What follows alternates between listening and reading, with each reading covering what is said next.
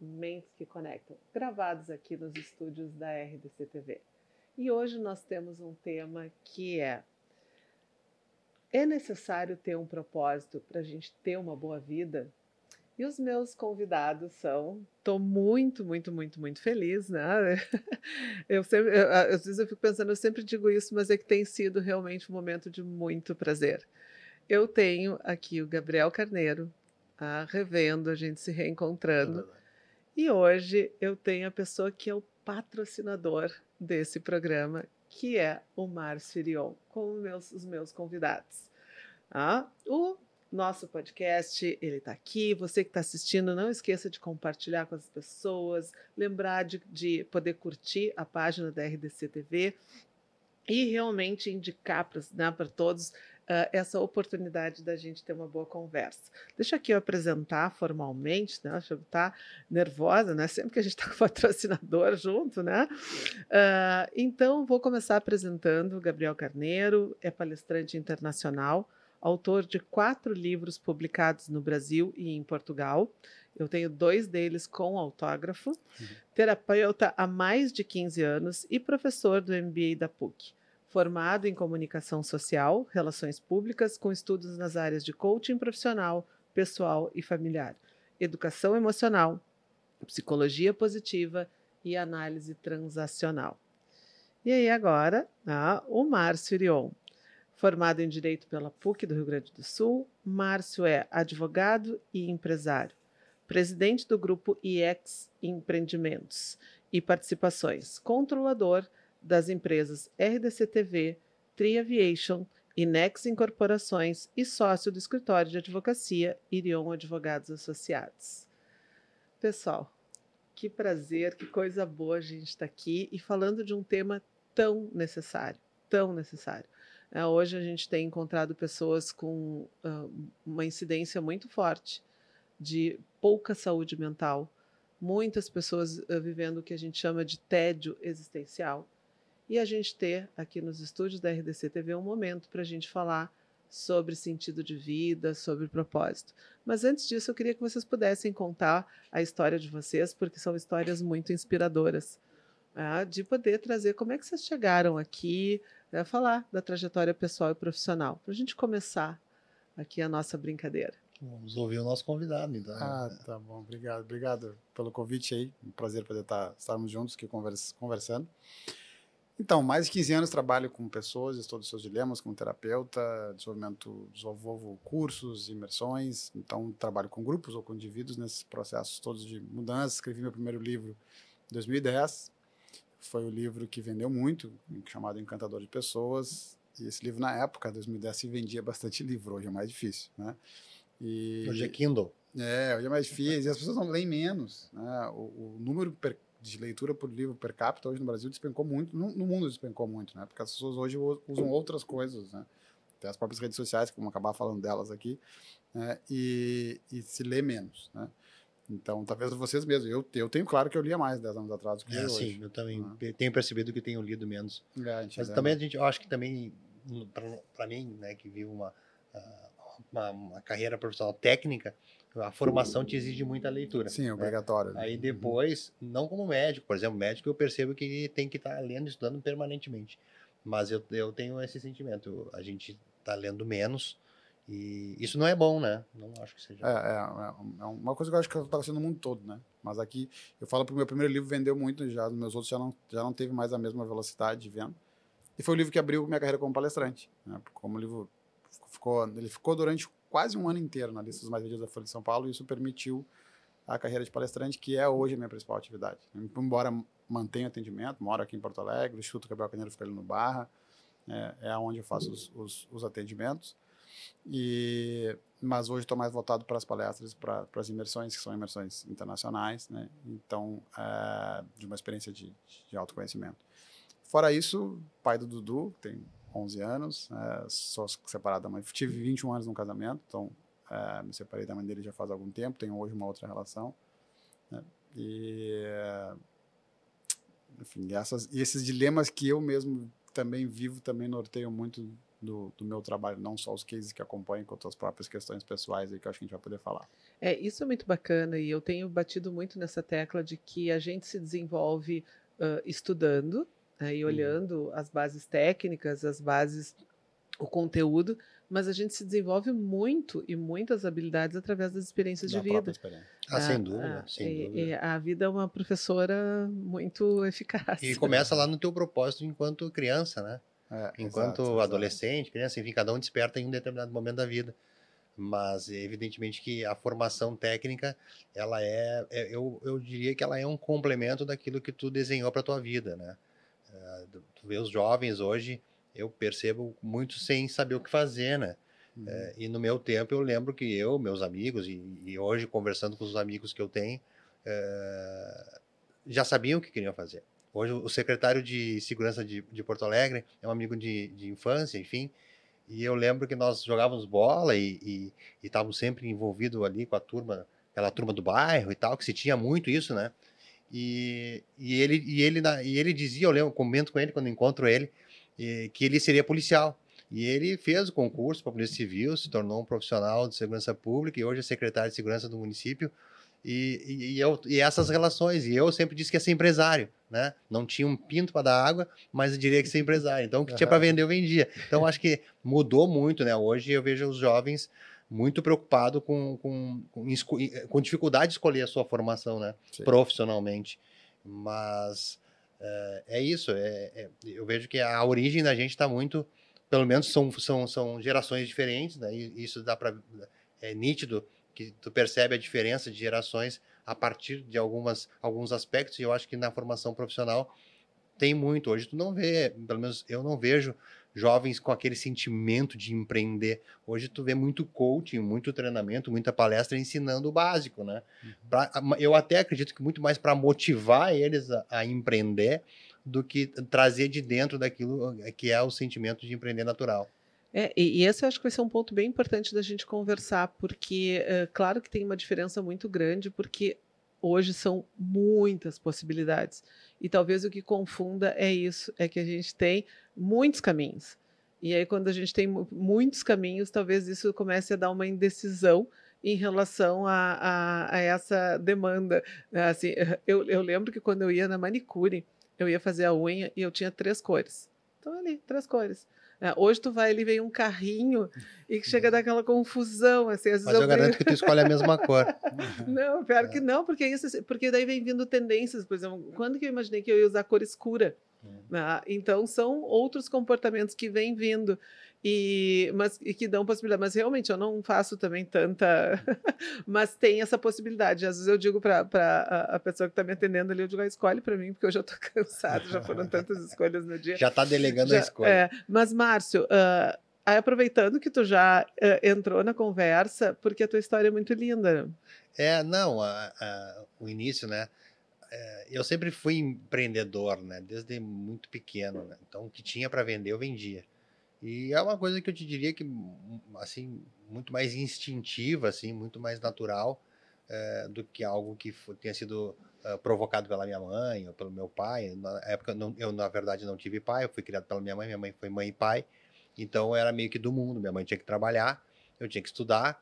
E enquanto eu ia estudar, eu arrumava alguma coisa para fazer. Então, se dava para estacionar um carro na rua para ganhar um dinheirinho, eu estacionava. Se dava para vender lugar na fila de liquidação da Casa Lu, eu vendia. Então, eu encontrava sempre alternativas e eu acho que isso o cérebro ele vai se consolidando e vai formando até chegar um ponto que tu começa a focar, né? Porque como do jovem, tu tenta fazer tudo. Acho que até mesmo depois, o empreendedor tem muito do tentar, né?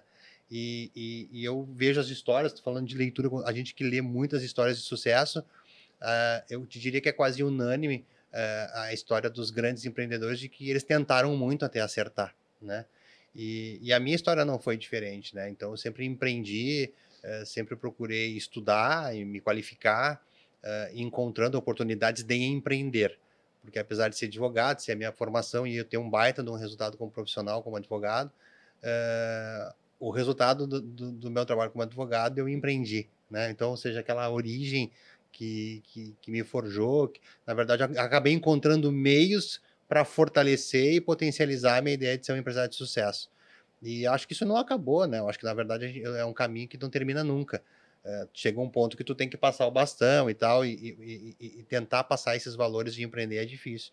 Mas eu tive, assim, sempre muita sorte. Eu acho que a sorte também é algo que é intangível, mas quando a coisa aperta, quando tu pensa que vai perder tudo, a sorte acontece. E a sorte nada mais é, na minha avaliação, de que tu persistir com o pensamento forte daquilo que tu quer fazer, em qualquer área, né? Ou seja, a área que tu escolheres, e não vacilar na maneira de pensar e acreditar, vai dar certo, que eu acho que é o que aconteceu comigo. Então eu já fiz de tudo um pouco, né? Já fui dono de estacionamento, já montei estacionamento, já vendi lugar em fila de liquidação, já vendi fruta, já vendi, estacionei carro, já fiz uma cacetada de coisa. Eu acho que os meus amigos dizem assim, não tem o que tu não tenha feito.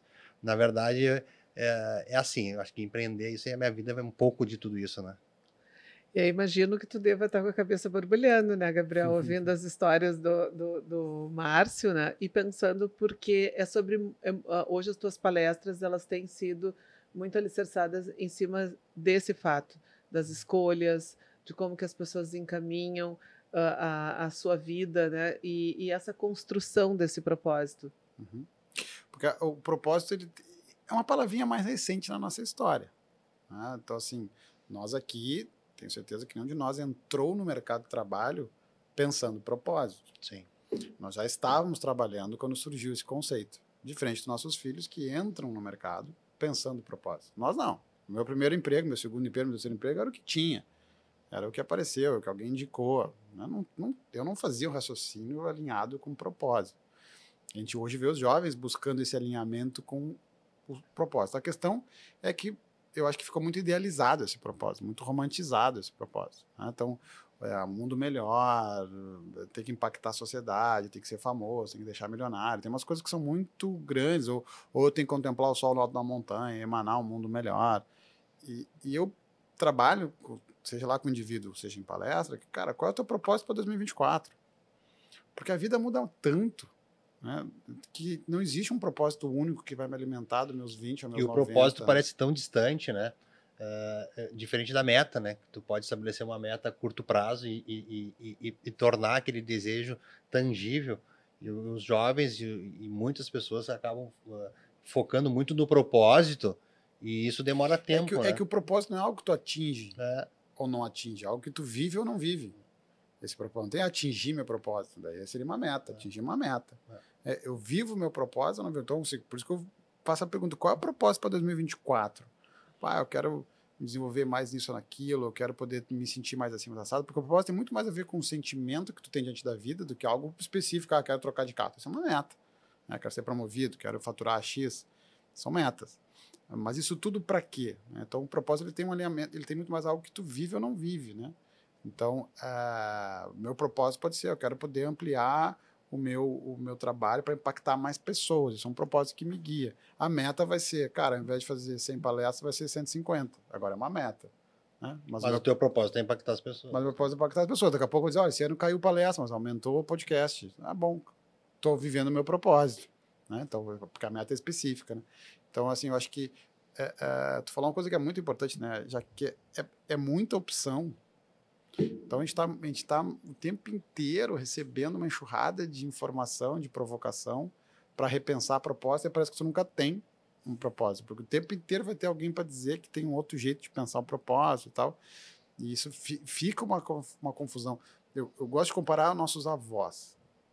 Eles tinham aspirações para a vida, que eles não chamavam nem de meta, muito menos de propósito, mas eles tinham as aspirações deles num leque muito menor. É o exemplo da tua cor da unha. Era muito menor o leque daquilo que eles aspiravam. Alguns alcançavam, outros não. Mas se eu pensar, lembrar de avô e vó, era encontrar a profissão aos 18, uma profissão pública que desse uma boa segurança na aposentadoria, casar, ter um filho, 2 filhos, colégio particular, uma casa própria e uma aposentadoria tranquila para receber os netos. Para pensar, as aspirações não saíam muito desse roteiro. Tenta lembrar a vovó e ver se eles falavam alguma coisa muito diferente disso. Né? Às vezes uma viagem e tal. Nós não, a nossa geração tem uma lista gigante, porque a gente tem que ganhar dinheiro, tem que ficar famoso, eu tenho que ter o fitness, eu tenho que ter um corpo saudável, eu tenho que cortar o açúcar, eu tenho que cortar o álcool, eu tenho que cortar os pulsos, né? Eu tenho que ter um monte de seguidor e eu tenho que ficar mais tempo com meus pais, vão morrer, mais tempo com minha mulher, se não me trai, mais tempo com meu filho, porque ele é pequeno, mais tempo sozinho, porque tem que aprender a meditar, eu tenho que fazer MBA, tem que estar sabendo de notícia, tem que publicar. É um cansaço, cara. Não tem como. A gente vai dormir com a sensação de dívida. Sim. Alguma coisa eu não Nunca fiz. conclui, né?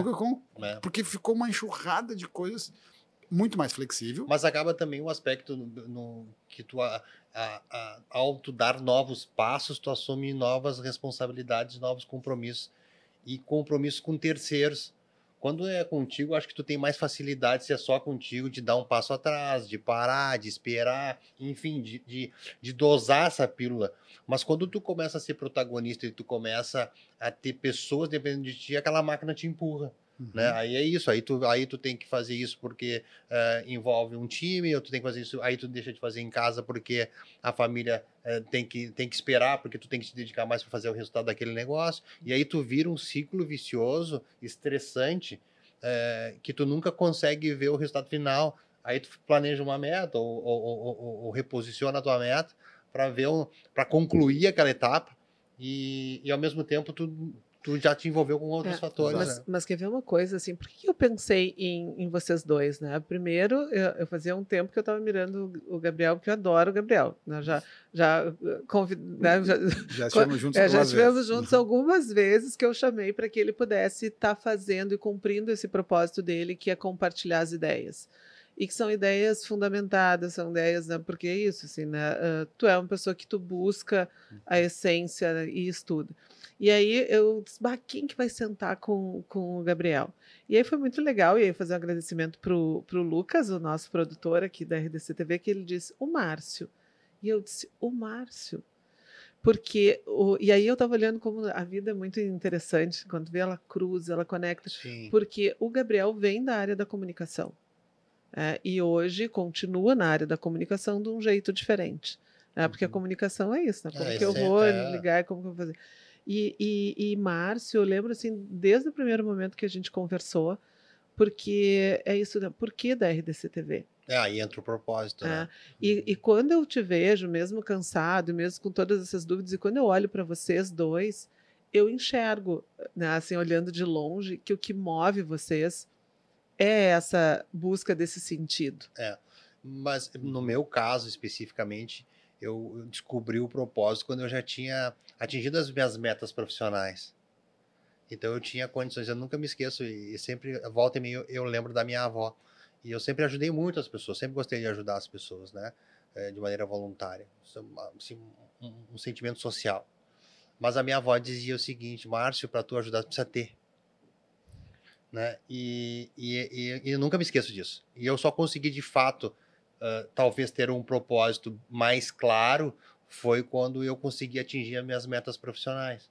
Que eu tinha lastro para isso, eu tinha uma estabilidade, e aí eu comecei a pensar, tá, mas isso tudo é para quê? Né? Para quem? Para quê? Né? Porque para mim eu acho que eu já atingi. Profissionalmente eu sou bem sucedido, eu entrego os resultados que eu tenho que entregar, os meus clientes estão todos felizes, quer dizer, estão me indicando, quer dizer, eu já atingi. Agora, o resultado disso eu faço o quê? Né? Foi aí surgiu a comunicação. Como é que tu impacta as pessoas? Criar uma fundação? Se envolver com uma fundação? E eu pensei na comunicação. Eu acho que as pessoas, a informação, ela transforma. Né? O que nós estamos fazendo aqui, amanhã vão ter milhares de pessoas que vão estar assistindo a qualquer dia, a qualquer momento, porque hoje a tecnologia permite. Então nós estamos fazendo uma entrega social, esse é um propósito. E eu vi que a comunicação poderia entregar esse propósito para mim, e é o que eu tenho perseguido. Construir um veículo de comunicação que mostre oportunidades, talvez a Jaque, com toda a sua formação, com toda a sua experiência, a sua capacidade de se conectar com as pessoas e até orientar as pessoas para que elas tenham um melhor desempenho, não teria uma janela com o tempo que tem hoje no mercado que nós temos, que é um mercado que não vai mudar a curto, médio e longo prazo. Então, tem que criar novas oportunidades. E aí, o veículo de comunicação como a RDC, ele não é um negócio, ele passa a ser meio de um propósito, né? Agora, aí vem um outro desafio, que é como que tu fala para as pessoas para que elas compreendam que isso aqui não é um negócio, e é meio de um propósito que entrega para milhares de pessoas algo que elas nem sabem que vão poder aproveitar. A gente está conversando aqui hoje, trocando essa experiência, e vão ter milhares de pessoas que amanhã vão assistir e vão, porra, isso faz sentido para mim, né? Pô, isso transformou minha vida. Uma palavra, às vezes meia palavra, uma frase, transforma a vida da pessoa. Então, eu acho que comunicação acabou que surgiu na minha vida dessa forma. Muito mais como um propósito, que hoje eu nem estou mais à frente da gestão da empresa, tenho me afastado para que ela se torne profissional e possa entregar cada vez mais. Então, acho que a comunicação, e acho que todo mundo também é um pouco de comunicação, né? Sim, sim. Comunicação e venda são duas coisas que estão presentes em todas as profissões. Né? E todo mundo tem um pouco, né? Só não sabe o quanto tem, mas Exato. todo mundo tem um pouco. Às vezes tu pega uma pessoa que tem um perfil mais acanhado, assim, mais reservado, e aí quando tu vê ela produzindo e fazendo uma entrega, tu diz, cara, não faz sentido o que tu tá dizendo, né? Mas eu acho que vocês dois, olha eu aqui, né? Eu fiquei pensando, será que eu tô muito com o meu chapéu de psicóloga? Mas é que eu sou uma admiradora realmente de vocês dois. Por isso, quando eu falo que eu tô feliz no início do programa, é muito genuíno. E eu acho que eu sou uma pessoa muito transparente, meu olho fala, né? A minha expressão, ela traduz isso. Porque o que acontece, o que eu entendo um pouco do propósito, que é isso que tu diz, acho que é uma palavra que ficou banalizada, e isso me incomoda, porque quando as pessoas ficam banalizando e ridicularizando, é porque é uma forma de despressurizar e tirar o foco. Ou porque não sabem o significado. É isso, daí eu fico desqualificando e a gente fica... Mas quando a gente está falando, porque é isso, vocês dois tiveram muita coragem. Por exemplo, tu teve coragem, né, Gabriel, de entrar num ambiente, é isso que eu digo, com a tua experiência, né, de comunicação, e hoje tu sensibiliza muito mais pessoas do que colegas meus, por exemplo. Exato. Então, assim, é um tema, é perigoso isso que eu estou dizendo, assim, né? Por favor, meus colegas, não me... Mas em volume, tu tá falando em volume. Não, em volume e impacto É. mesmo. Eu acho que ele consegue acessar e convidar pessoas para fazerem mudanças comportamentais, né? E é isso porque tu foi buscar realmente essa conexão e teve essa coragem. Tu teve muita coragem, Márcio, é isso que eu digo, vocês têm essa chama que impulsiona vocês, que eu estou chamando de coragem, e eu acho que isso está muito atrelado ao que nós estamos falando, é esse motorzinho que busca, porque assim, de uma certa forma, vocês são pessoas que sempre tiveram buscando, seja pela sobrevivência, mas além da sobrevivência, buscaram sentido na vida de vocês. Né? Eu enxergo isso na carreira de vocês. Né? Eu tenho 5 filhos, né? Tinha que trabalhar muito. Tem 5 filhos? O Gabriel, tem o Gabriel. Eu tenho um só. Tá? Eu tenho o Gabriel, o Rafael, a Ana Clara, o Guilherme. E mais os pets agora que eu acompanho. E mais um pet adotado. Mas tem isso. E o que a gente percebe hoje? Né? Que em alguns momentos as pessoas se travam de poder correr esses riscos que vocês estão correndo, que é isso que tu diz, eu tive várias situações, várias tentativas. Mas geralmente o propósito tem uma questão que é o ganho que você quer está na perda que você não aceita.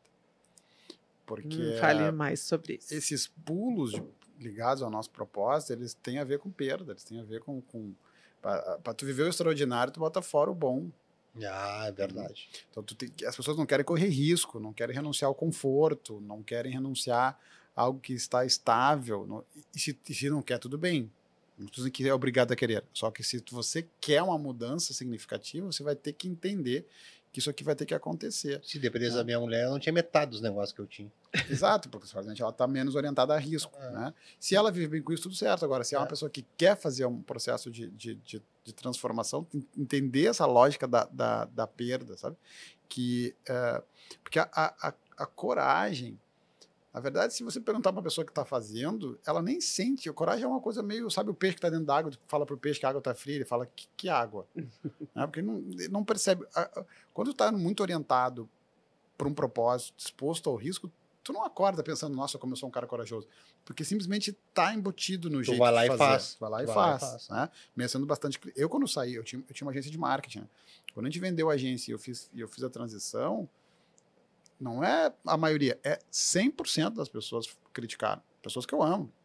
Né? Como assim? Tu tá louco? Vai atender? Vai fazer curso? Elas não têm apetite por risco, né? Elas enxergam, mas o que Mas tu tu tá sabe que fazendo não com é a nem tua só vida? apetite por risco, Márcio. Eu até tenho pessoas na minha rede que até são de risco. A questão que a gente fica esperando um apoio de pessoas que a gente gosta, só que as pessoas não viveram o processo. Uhum. Então, eu não escolhi no dia 22 de dezembro, que foi o dia que eu entreguei a chave da agência, eu não escolhi dia 22 de dezembro que eu ia transitar de carreira. Fazia 2 anos. Eu já tinha 2 formações que eu já tinha me preparado antes. Eu já tinha criado uma plataforma de curso. Só que lá, sei lá, pode ser pai, mãe, a esposa, um grande amigo, ele não viveu esse processo. Então, quando eu chego para ele e falo, cara, tu nem sabe sair da agência para agora virar escritor palestrante. Aí o cara fala assim, tu tá louco. Porque para ele, esse processo que eu vivi, ele não sabe desse processo. Né? Então, o ato de coragem não é um ato de impulso. É construído. O ato de coragem ele é tão construído que tu nem sente que tu está sendo corajoso, porque tu montou um processo. E nesse meio do caminho tem renúncia. Então, não confundir coragem com impulso. Então eu assisti esse podcast, amanhã eu vou chegar e vou mudar minha vida. Eu falei, cara, não. Amanhã tu começa a te preparar para mudar um pouco mais na frente, porque a coragem não tem relação com impulso. E até lembrando e instigando as pessoas para que, se elas não viram, para que elas possam olhar, porque todos os nossos episódios eles estão contemplando matemática, estão contemplando E tá tudo disponível no RDC Play, né? isso. Tá tudo disponível, é só baixar o RDC Play em qualquer Smart TV, inclusive na Philco, na Roku. Hoje a nossa entrega é universal, né? Foi um desafio que a gente assumiu até o meio do ano passado, de construir uma estrutura técnica capaz de entregar. Então, hoje esse programa está disponível na palma da mão, na sua Smart TV ou em qualquer lugar do mundo. Então, se quiser baixar e assistir viajando para a Europa ou indo para algum lugar, ou no momento que tu está relax, tá disponível. Isso é muito bacana, né? E um dos programas foi com Jonas Matos, e ele mencionou a importância do persistir, né? A importância da gente realmente, isso não é no impulso, Não. é uma construção. E o quanto que a gente precisa realmente estar fazendo essa etapa, né, step by step. Porque mudança não é episódio, mudança é processo. E tem treino. Tem uma coisa que eu costumo usar, e tem um exemplo que eu não costumo falar, mas que tu falou, tocou, me lembrei agora. Uma é assim, vai pra academia. Faz tempo que eu não faço atividade física, chegando o verão, vou pra academia. Aí chega segunda-feira na academia, malha 3 horas. Sobe na esteira, corre na esteira. Rementa, malhar. Chega em casa, tira a camisa, não fez diferença. Amanhã vai na esteira de novo, mais 3 horas. Chega em casa, tira a camisa, não fez diferença. Porque essa diferença tu vai notar no processo. Por isso que não adianta, não é dezembro, é agora, fevereiro, que é a data que nós estamos gravando, que é quando você precisa olhar que corpo tu quer ter no verão. Né? Porque tem um processo para ser feito. E aí tu fez uma coisa, eu me lembrei um episódio, uma coisa que eu não costumo contar. Bem no início da minha carreira, uma das primeiras palestras que eu dei assim para público grande foi, talvez até a primeira, que foi em Passo Fundo. Sei lá, mais de 1.000 pessoas, assim. Lembra aquela história da banda pequena que abre o show da banda grande? A banda que ninguém conhece, que é local, e abre o show No futebol, antigamente era preliminar. Isso. Então, eu palestrei, porque depois vinha o Cortella. Nossa palestrar. Senhora! Né? Então, era a banda pequena, que ninguém sabia quem era, mas todo mundo assistiu, porque estava esperando para assistir o Cortella. E aquela história de camarim, que é a função toda. E o Cortella, aliás, gente finíssima, assim, o mesmo cara que está no palco, ele é fora do palco.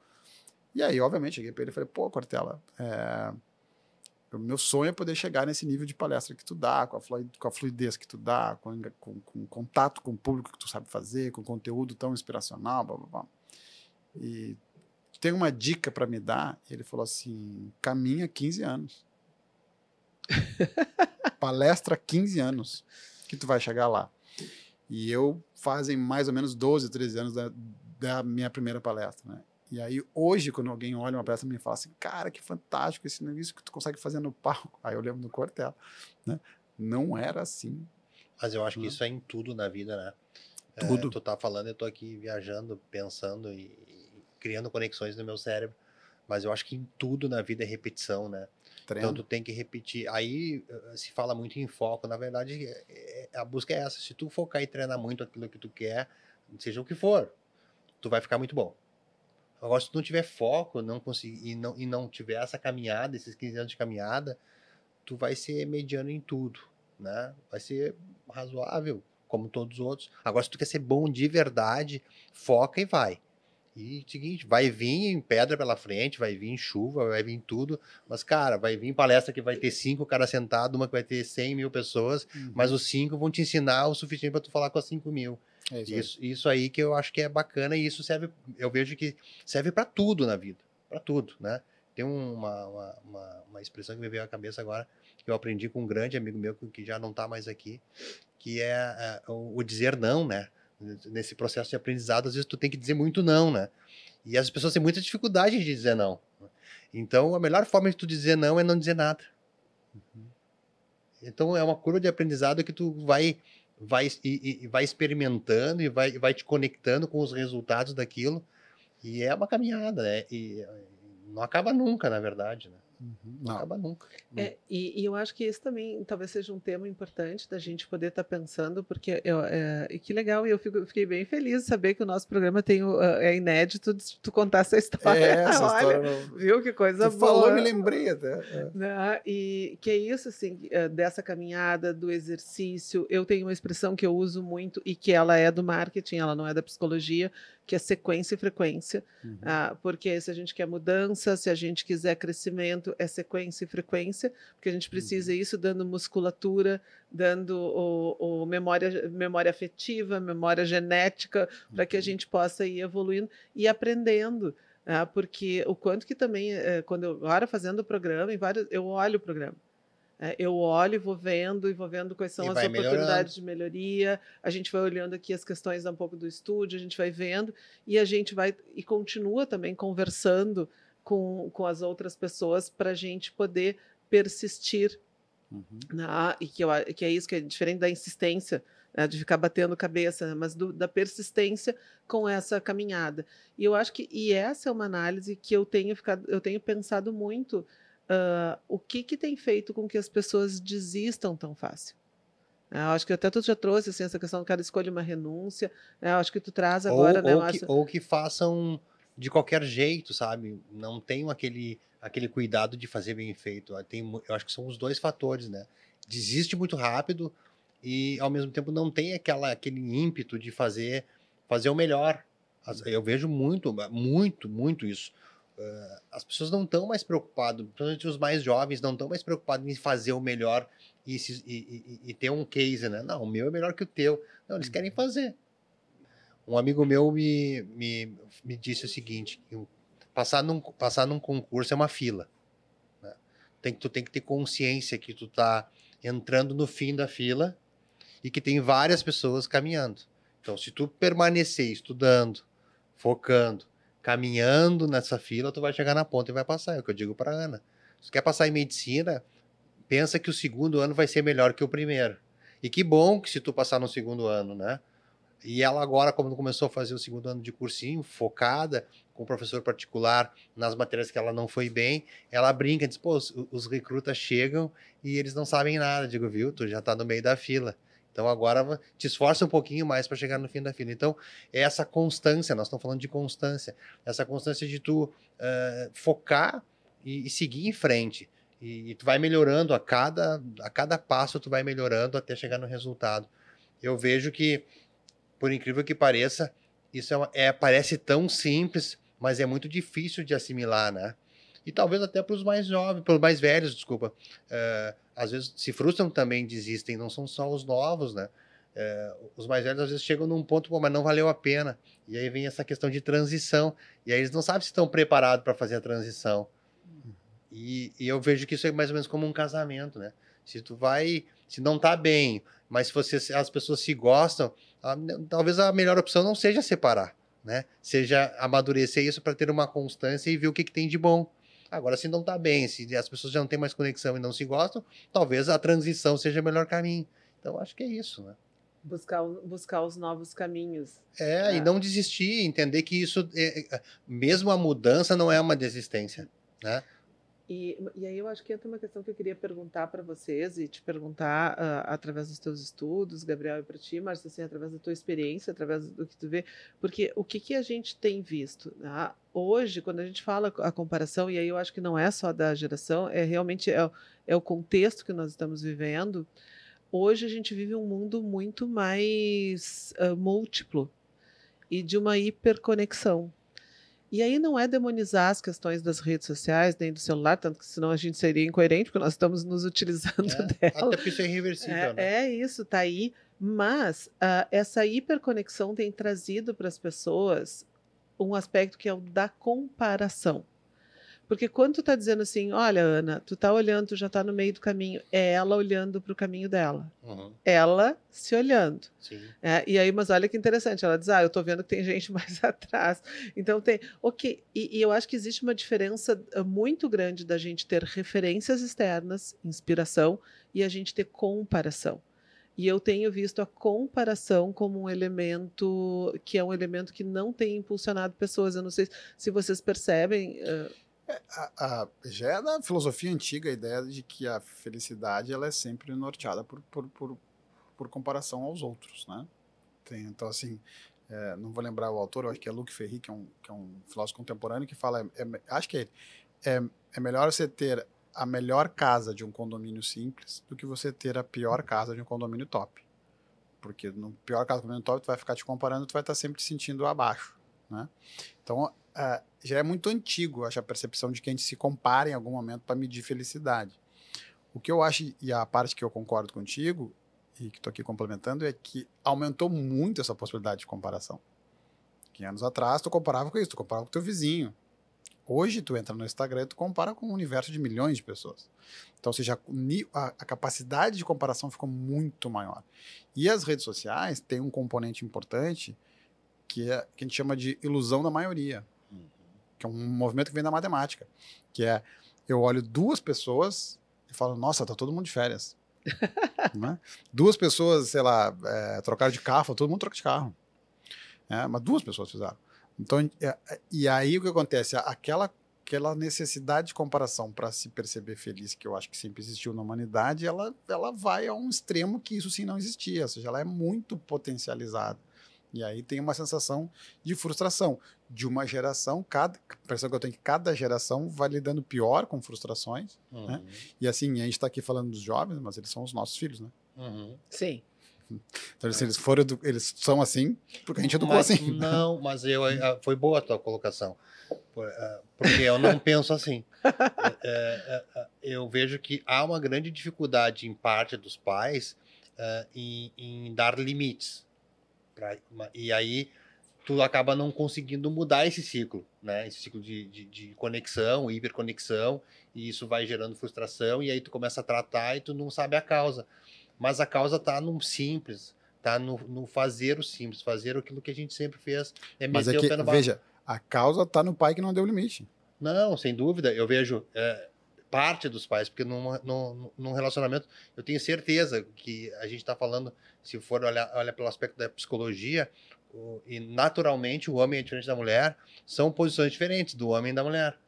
E as mães acabam sendo muito mais ligadas e condescendentes para acontecer isso e depois não se responsabilizam. Se tu chegar para uma mãe hoje que tem um filho frustrado, fazendo uma terapia com dificuldade por causa disso, por causa da não ter dado limite atrás, ela não reconhece que deu limite. Mas tu acha que os pais reconhecem? Eu acho que não reconhece. Eu acho que nem o pai nem a mãe. Não, eu acho que o pai reconhece. Isso pode ser pai e pode ser mãe. Não estou dizendo que é sempre pai nem que é sempre mãe. Mas eu vejo que o pai às vezes quer trazer para uma realidade e a mãe protege muito. Ou vice-versa, né? Eu vou pegar um caso do meu aqui, por exemplo. A minha filha... A gente entrega os filhos no ar. A minha filha tinha uma certa dificuldade e em virtude disso, dessa hiperconexão, a mãe entende que faz parte, é a fase, é o momento, isso não vai mudar e contrapor isso não é uma coisa fácil. Então, o que eu fiz? Eu criei e-mails, trouxe ela para o hipismo, ela começou a se conectar com os animais, com os amigos, consegui desconectar ela dessa hiperconexão. Então, saber fazer isso talvez seja a alquimia, seja a fórmula para conseguir dar esse equilíbrio. Por isso que eu não vejo assim, os pais hoje são culpados. De maneira geral, sim. De maneira geral, acredito que os pais acabam sendo responsáveis pelo que está acontecendo e que vai acontecer com os jovens. Mas eu até acho que a questão, acho que até não é a gente ficar fazendo jogo de culpa, né? Porque senão eu acho que se a gente fica na culpa, a gente também acaba... Mas é uma reflexão importante. Mas não consigo, eu acho... Porque assim, os pais, eles precisam compreender que essa hiperconexão, o device, ou seja, o equipamento, isso não vai mudar. Isso vai cada vez mais, né? Só que o ser humano não vai vencer nunca a máquina. E hoje nós estamos falando não só das redes sociais, estamos falando de um algoritmo, de vários algoritmos. Então nós já estamos falando de inteligência artificial. O ser humano não vai vencer a máquina. É impossível vencer a máquina. Portanto, a gente precisa dar um passo atrás e começar a entender de que maneira a gente convive melhor com isso. Eu acho que essa vai ser a discussão do futuro, né? Para trazer uma saúde mental melhor para os jovens, que são os nossos filhos, que são os pais de amanhã, né? Sim, mas eu acho bem importante, e isso que quando o Gabriel estava falando da questão do comparativo e que a gente acaba não fazendo muito bem a conta, se eu não me engano, foi tu, numa palestra, que tu dizia assim, como as nossas mães diziam, você não é todo mundo. Sim, Né? Que é uma frase que tu utiliza nas tuas falas, né? Sim. E se a gente for mas pensar... o fulano faz isso, mas tu não é o fulano, né? E eu tive muito forte da minha família, do meu pai, dizer que em algum momento eu estaria repetindo, né, o que eu escutava e não gostava. E eu também, muito disse para os meus filhos, vocês não são todo mundo. Mas a importância, assim, da gente poder estar entendendo o quanto que todo esse ambiente está nos impactando. E a gente poder refletir sobre isso. O meu convite, quando eu falo da gente posição de pais, é a gente fazer essa reflexão não de um lugar fora. Porque toda geração acha que a sua foi melhor. Sim. Meus avós achavam que a deles eram boas, que meus pais estavam perdidos. Os meus pais achavam que a deles eram boas, que minha geração estava perdida. Eu hoje olho para o meu filho e falo que a minha geração tinha valor, que a geração do meu filho está perdida. Ou seja, isso é todas as gerações. Então, quando a gente começa a fazer um debate pela essa perspectiva, a geração mais nova que a minha, tá isso, tá aquilo, a gente saiu do debate. Sim. A gente está num lugar julgador. Então, o meu convite é, vamos nos incluir. Sim. Porque o meu filho que tem 11, se ele mexe muito no celular, é porque ele viu eu usando o celular desde que ele nasceu. Né? É porque, não é o meu caso, mas que eventualmente não botou o limite. Meu filho dá 2 horas, o celular dele bloqueia. Aí o que eu vou fazer agora, pai? Não sei. Mas o que eu vou fazer? Não sei. Descobre tu. Não? Porque assim, óbvio, estou contando aqui uma coisa que eu acerto, mas também tem coisas que eu erro com meu filho, mas o que eu quero trazer é, a gente está dentro desse debate, a gente não está fora. Não é os jovens. Né? Eu atendo casais, quantidade de casal que brigam porque o marido ou a esposa está muito no celular. Acontece com um casal que tem 50 anos de idade. Sim. Não? A pornografia, quantas pessoas estão esculhambando o casamento por vício em pornografia? Um monte. Então, assim, não é só o jovem. Isso está na nossa sociedade. Então, se a gente se incluir e falar, cara, o que nós podemos fazer, ao invés de dizer que os jovens já são perdidos, porque eu escutei isso dos meus pais. E quando eu me pego pensando igual do meu filho, eu falo, putz, não tem fim esse lugar. Né? Então a gente está dentro desse debate, né? Porque nós somos também hiperconectados, não é os jovens, nós somos Eu vim do escritório para cá respondendo no WhatsApp dirigindo. Está errado fazer isso. Eu tenho a clareza de estar errado. Eu saí atrasado, eu falei, cara, vou dando áudio, porque é o jeito que eu consigo manter. Está errado. Se o meu filho olhar isso, vai dizer, pai, mas isso não é um bom exemplo. Verdade. E eu vou ter que dizer para ele que ele tem razão. É verdade. Só que aí o que vem? Não é o jovem que está hiperconectado. Eu estou hiperconectado.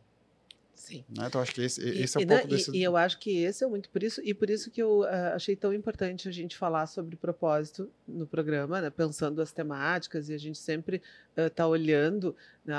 Tem um ponto, eu vou convidar aqui pessoas que estão acompanhando jovens em estágios, porque hoje tem pais que estão acompanhando os jovens e que vão preencher a ficha de emprego dos jovens. Tem pesquisas mostrando isso. E é um dado de realidade. Então, daí eu brinquei, eu disse, agora nós vamos botar, que nem nos restaurantes que tu tem o lugar da creche para as crianças, os lugares de estágio vão ter que botar um lugar para os pais. É interessante isso, mas é o que o Gabriel falou, culpa dos pais, né? Porque se ele pegasse, cara, vai lá numa escola, eu te deixei na porta da escola, porque é uma coisa comum, agora tu vai lá, preenche a ficha, pede ajuda se tu não conseguir, não tem mais isso, né? Então... Aí tu tem razão. A participação, né? Eu não gosto de usar a palavra culpa, mas a participação dos pais nesse cenário. Mas eu também tenho observado, desde o tempo de levar meus filhos à escola e tal, que não sei se isso é uma realidade, mas eu observei que os pais hoje são mais velhos, se tem filho com mais idade. E aí eu não sei se isso não impacta a ideia dos pais serem mais flexíveis na maneira de tratar os filhos, porque os filhos naturalmente são questionadores, né? Nós éramos rebeldes, né? Falar em época. Hoje eu acho que os jovens são muito questionadores, eles impõem muito a sua maneira de pensar, né? E o que eu vejo é que todos nós estamos vivendo essa sociedade em movimento, né? E por isso assim que né, eu entendo como importante da gente pensar, e a gente se colocar também nisso. Porque hoje, assim, em que momento que vocês se desligam e que vocês conseguem realmente deixar os pensamentos virem? Vou fazer a pergunta aqui no ar. Tu sabe que uma vez eu li um livro sobre concentração e esse palestrante, ele dizia o seguinte, isso que foi um estudo científico, só tem 2 formas de tu conseguir se desligar. É o esporte, praticar o esporte, no momento que tu está praticando o esporte, ou no momento que tu está praticando sexo. De fato, cientificamente, são esses 2 momentos. Eu posso falar por mim, por exemplo, como empresário, tu não desliga. Não desliga. Eu tô falando, tu tá no carro, no celular, tu tá não sei aonde, tu tá de férias, tu tá conectado, tu não desliga. E eu acredito que a grande maioria dos empresários vivem essa realidade, né? O empresário, quando ele empreende, o tamanho da responsabilidade dele é tão grande, ou que ele mesmo assume para si, que ele não desliga. Não é possível desligar. Aí a gente pode debater, assim, né? Isso. Mas porque, assim, ó, vamos lá. Não, é necessário. É necessário aprender. Mas não é possível desligar. Ou talvez tu tenha que fazer essa curva de aprendizado e de que maneira... Isso aí. Eu e o Gabriel aqui. Assim, o esporte e o sexo são 2 coisas que o ser humano já sabe, ele já consegue desconectar no esporte e no sexo, ele já aprendeu isso, tá no seu jeito de ser. Qualquer outra coisa que não seja esporte e sexo, você vai ter que aprender. E aí é a fila. Tu vai dizer assim, Gabriel, mas se eu pegar aqui uma meditação aqui do lado, não sei fazer, eu vou devolver o teu exemplo. Claro, tu tá o último na fila. Claro. Continua treinando bastante meditação. Consultoria ao vivo e a Então, assim, e é um treino. É um treino. O desconectar é um treino. Tu fez a pergunta, a primeira coisa que veio à cabeça, eu só desconecto. Eu hoje, falando agora pessoal, Gabriel, eu tenho ferramentas que me fazem desconectar, mas elas estão agendadas. É sábado de manhã, eu vou fazer um negócio das 10 às 11. Porque se não for assim, eu ainda não consigo fazer o que eu vejo pessoas citarem que fazem. Eu não consigo. Que é do nada, eu agora vou desconectar. Não consigo. Tem que estar na minha agenda o momento para isso. Aí eu mas já sabe qual é um dos maiores momentos que a gente até não desconectar de um todo, mas que tu consegue mais desconectar hoje, assim, quando tu faz perguntas, é uma pesquisa empírica, tu vai perguntando, fazendo palestra, quando é que vocês... é no banho. As pessoas que dizem assim, quando eu tomo banho é o momento que as ideias vêm na minha cabeça. E, por coincidência, no banho, tu ainda não pode levar o celular. Porque até para fazer número 2 mas a Carolina... número 1, o pessoal está levando o celular. Então, e de novo, nós não estamos amaldiçoando o celular. Mas o que acontece? O quanto... eu gosto muito do Pedro Calabresa, é um estudioso de neurociência, e ele trouxe uma vez, numa das falas dele, ele trouxe, observa as pessoas na fila. A gente vê muito comportamento da fila. E hoje, por que as pessoas abstraem na fila? Porque rapidamente elas já pegam o celular ali e aí elas vão, e aí a gente vai para o externo. E esse é um grande desafio, assim, isso me move muito hoje. A gente precisa começar a convidar as pessoas, né? A gente precisa se convidar para a gente se conectar um pouquinho mais com a gente. Se doutrinar, né? A Carol costuma dizer assim, às vezes tu tá tomando... A Carol é a esposa dele, para quem não conhece. Ela costuma dizer assim, às vezes tu tá tomando banho e eu entro, tu tá fazendo conta no box. Então, Gabriel, vamos abduzir, vamos levar, quem sabe tu leva ele para uma caminhada, né? Mas eu ia dizer, essa experiência das caminhadas, agora vai ter uma turma em abril, o próximo que é no Ushuaia. Então a gente fica 5 dias, né? O pessoal entra na sala de manhã, o celular fica fora, né? Só pega depois à noite, né? E dependendo do perfil de pessoas, demora algumas horas para conseguir entrar na desconexão. Sim. Porque mesmo que ele entre na sala sem o celular, que eu acho que é isso que você estava te referindo, o pensamento, e essa parte eu não consigo, né? Não tem controle. Então, ou seja, e aí quando entra numa experiência, por isso que tem muito a ver com treino, com experiência, né? Quando tu entra num lugar e quando tu descobre que tu consegue algo, nós estamos falando aqui do desconectar, mas vale para qualquer coisa. Quando tu descobre que tu consegue algo, que esse algo é bom, aí tu começa a capacitar. Em seguida tem lá, a gente vai lá no alto da cordilheira, caminhou 6 horas, o cara chega lá e fala, pela primeira vez eu fiquei 6 horas contemplando a caminhada, pensando coisa boa, e aí ele tem essa experiência pela primeira vez.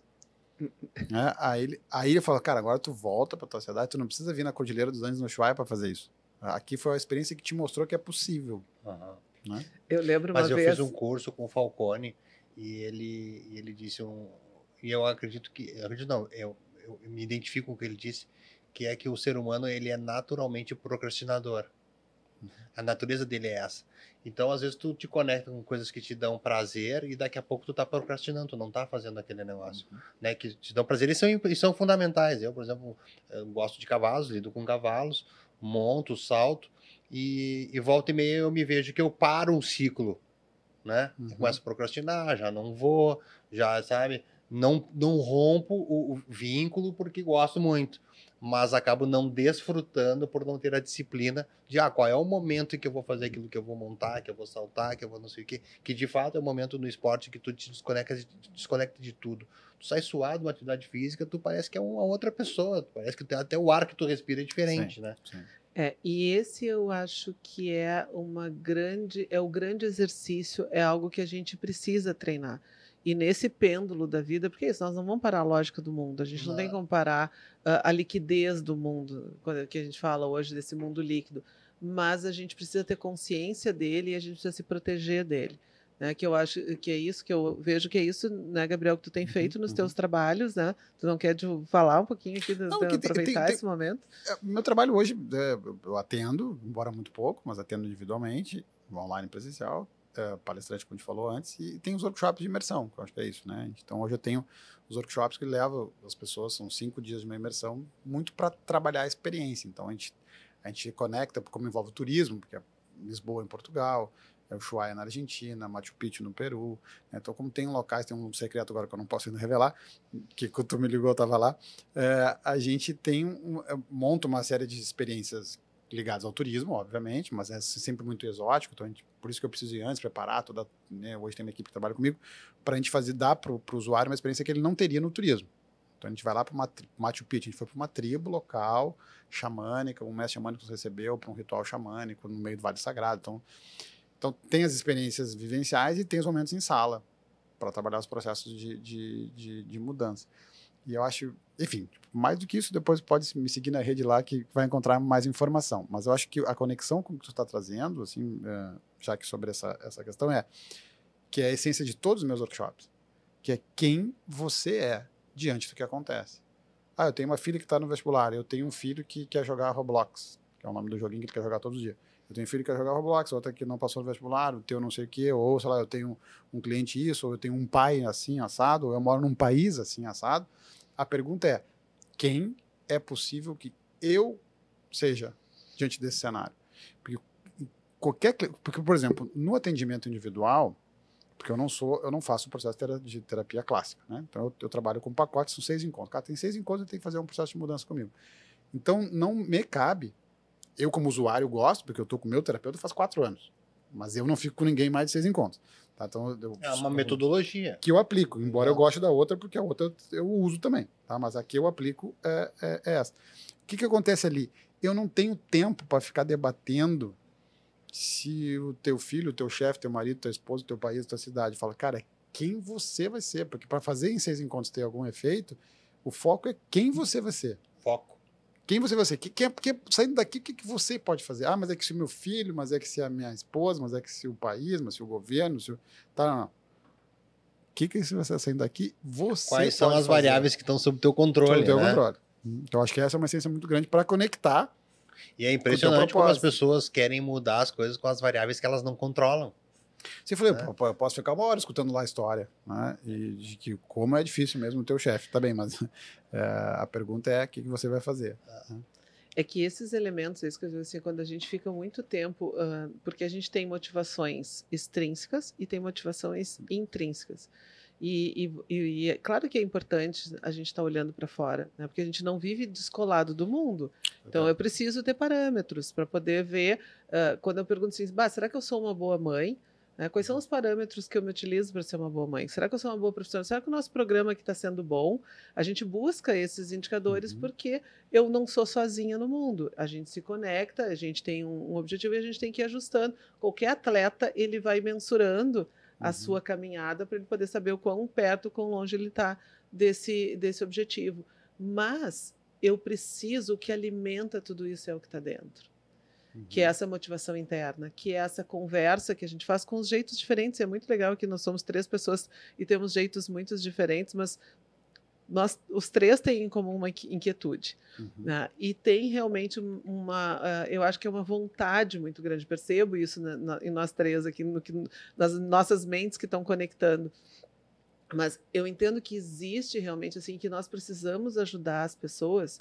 E Márcio, mais uma vez, obrigada publicamente, né, por esse espaço aqui, porque, volto a dizer, ele não é um espaço midiático. A gente sabe que política que esporte e esporte não são todos, né, que dá um pouco as coisas de polícia, sangue, essas coisas são mais apelativas e mais midiáticas.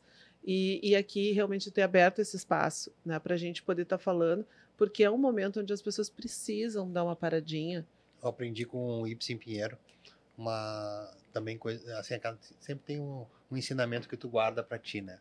Ele sempre me dizia o seguinte: a arte da política está em tu falar muito das coisas, pouco dos outros e nada de si, né? E aí quando as pessoas me agradecem por alguma coisa, eu digo, não precisa me agradecer, né? Porque na verdade tu está entregando muito mais do que eu te oportunizei. Tu criou uma oportunidade, tu criou um meio de fazer uma entrega que faz sentido no propósito que eu tenho. Então, as pessoas são menos importantes do que elas fazem individualmente, mas a consequência disso é muito mais valiosa, né? Que eu acho que é o que a gente se propõe a fazer com a RDC, trazer as pessoas como o Gabriel, como tu, enfim, entregar essa entrega disruptiva, essa entrega free, né? Para que as pessoas... E o mundo é tão grande, pode ter certeza que milhares de pessoas vão estar se conectando com o que a gente está falando. A gente só não sabe onde elas estão, mas certamente milhares de pessoas vão se conectar com o conteúdo que a gente está falando agora. E é o que a gente quer, que as pessoas possam, dentro de toda essa fluidez e de tantas variáveis, elas poderem se colocar na agenda. Mas, gente, assim, os guris já me avisaram aqui que a gente tem 5 minutinhos para a gente poder fechar. E a gente já deu aqui várias dicas, mas eu gosto sempre no final de alguma indicação de um livro, de um filme, de um vídeo ou de uma fala de vocês como um conselho. Bom, eu não sou muito bom para indicar livros, enfim, mas a temática é algo que sempre me atrai, né? Eu digo, se aquela pessoa que tem o sentimento de empreender, de sucesso em qualquer coisa, né? Às vezes empreender também é servir a uma corporação, a uma empresa, também está empreendendo, mas que tem um sentimento de dono, que quer fazer a diferença, procura as referências de quem já fez, né? Procura ver filmes que contem a história de alguém, ou contam uma história parecida, livros que tenham essa sinergia, e foquem, né? Acho que se as pessoas tiverem foco, e parece um clichê a palavra foco, não, mas se elas estiverem concentrada naquilo que ela deseja, e ela não vacilar, ou seja, não deixar entrar o sentimento, o pensamento ruim, ela vai chegar no resultado. Não tenho dúvida nenhuma, eu tenho certeza que ela vai chegar no resultado. Não pode vacilar no pensamento, tem que, uma vez determinado o caminho, segue, não olha para os lados das bifurcações que tem, segue na avenida que tu vai chegar. Eu digo que empreender é como nadar em mar aberto, né? Tu começa a nadar e tu é o galo, a praia tá cheia, e aí tu começa a nadar e todo mundo começa a dizer, olha, o cara tá nadando, ele tá entrando, cruzou uma onda, cruzou duas, passou as ondas, e daqui a pouco ele para e pensa, olha para trás e não enxerga mais ninguém. Cara, aí eu só tenho uma coisa, nada, segue nadando que tu vai chegar. Legal. Me veio à cabeça o livro Alma e Moral, porque, para não falar de livros mais óbvios de propósito, me veio um que eu acho que conecta com o assunto, porque é um livro que ajuda a entender que, cara, aquilo que é da tua alma buscar, essa jornada, que o autor chama jornada de alma, vai ter um quê de imoralidade. Por quê? Porque tu vai frustrar pessoas, tu vai desconectar coisas, tu vai romper padrões. Então, aceita a imoralidade da tua alma para poder viver o teu propósito. Então, lembrei desse lugar. E aí, o segundo ponto, como uma inspiração aqui, eu acho que colaborando exatamente na linha que o Márcio também foi, que é a da ação. Né? O ousar ir atrás das coisas. Eu não acredito na autoajuda que diz que você pode ter tudo o que você quiser. Essa frasezinha não me pega. Todo mundo que já teve um monte de coisa que não deu. O que eu acredito é você pode ir atrás de tudo que quiser. Isso tem diferença. E esse ir atrás envolve muito ousadia. A ousadia de ir atrás. E lembra, vão me criticar? Vão. Os preguiçosos vão sempre criticar os ousados. Então, esteja na turma dos ousados, não na turma dos preguiçosos. Eu tenho, para mim, eu sempre digo o seguinte: o tempo das coisas não é o tempo da gente. Então segue que as coisas vão acontecer. Ó, não é o tempo da gente, viu? O pessoal aqui está nos mandando, viu, Márcio, inclusive. Viu? Sempre tem as inversões dos papéis aqui. Gente, nós temos que encerrar. Obrigada de coração. Saio daqui com a cabeça, o coração cheio, a mente cheia de ideias. Esse foi o nosso Mentes que Conectam, comigo, Jaqueline Mânica, e onde nós estivemos conversando sobre o tema de se é necessário ter propósito para ter uma boa vida. E acho que a gente realmente abordou toda essa reflexão com o Gabriel Carneiro e Márcio Sirion, como os convidados, e nessa parceria aqui com a RDC TV. Você encontra esse episódio e todos os demais na RDC Play. RDC Play, é só baixar. em todas as plataformas. Hoje vou quebrar os protocolos, eu vou deixar o dono da casa, faz o fechamento aí, Márcio, faz a chamada. Baixa o RDC Play, curte, compartilha, divide, é uma emissora que entrega o conteúdo local e vocês podem assistir em qualquer momento, em qualquer dia, em qualquer dispositivo. Então, Mentes que Conectam no RDC Play, baixa aí.